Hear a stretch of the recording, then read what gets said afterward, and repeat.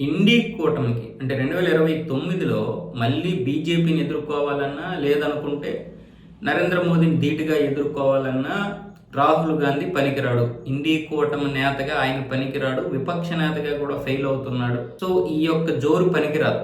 రేపు ఇండీ కూటమిని మళ్ళీ గెలిపించాలంటే మాత్రం ఈ విధమైనటువంటి నాయకత్వం పనికిరాదు. కాబట్టి 21వ శతాబ్దంలో అన్ని లౌకికవాదిగా గుర్తింపు పొంది 21వ శతాబ్దపు కామరూన్గా పేరు పొందినటువంటి స్టాలిన్ మాత్రమే సరైనటువంటి నాయకుడు ఇండీ కూటమికి అని ఒకవైపు తమిళనాడు, కేరళ నాయకులు అంటున్నారు. ఎవరు? కాంగ్రెస్ వాదులే అంటున్నారు.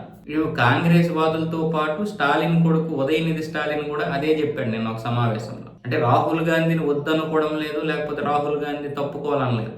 ఈ యొక్క ఇండీ కూటమికి నాన్నగారు అయితేనే సరైనటువంటి నాయకుడు, నాన్నగారు అయితేనే అన్ని విధాలుగా నడిపిస్తాడని. అయితే దీన్ని యూటీబీ, శివసేన, ఎన్సీపీ అంటే శరద్ పవార్ గారి ఎన్సీపీ, అలాగే ఎస్పీ సమాజ్వాదీ పార్టీ వీళ్ళందరూ కూడా ఎవరిని ఇది చేస్తున్నారంటే అక్కడ టీఎంసీ నాయకురాలైనటువంటి మమతా బెనర్జీ, ఆర్జేడీ కూడా ఈవిడికే ఓటేశారు. అంటే రాహుల్ గాంధీ పనికిరాడు, వీళ్ళందరూ కూడా ఒప్పుకోవడం లేదు. ఇండీ కూటమి నడవాలి అంటే ఒకటి స్టాలిన్కి సగం మంది, అలాగే ఇటువైపు ఏమొచ్చేసి మమతా బెనర్జీకి సగం మంది సపోర్ట్ చేస్తున్నారు.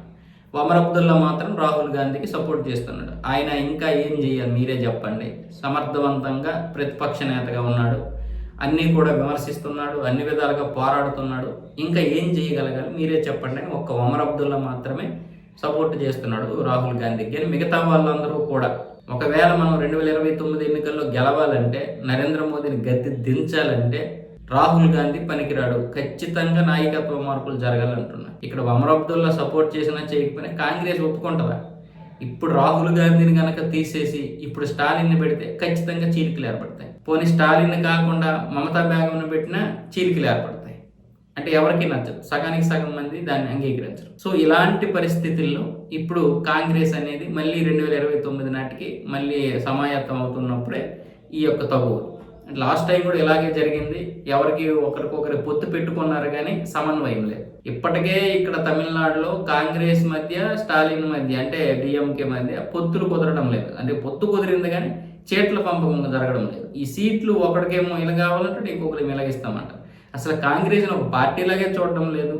30 స్థానాలు ఇస్తామంటున్నారు కానీ క్యాబినెట్లో ఒక్కరికి కూడా అవకాశం ఇస్తామని చెప్పడం లేదు. అలాంటి పరిస్థితిలో కాంగ్రెస్ ఉంది. ఇక రాహుల్ గాంధీని ఎలాగ అంగీకరిస్తారు వీళ్ళు?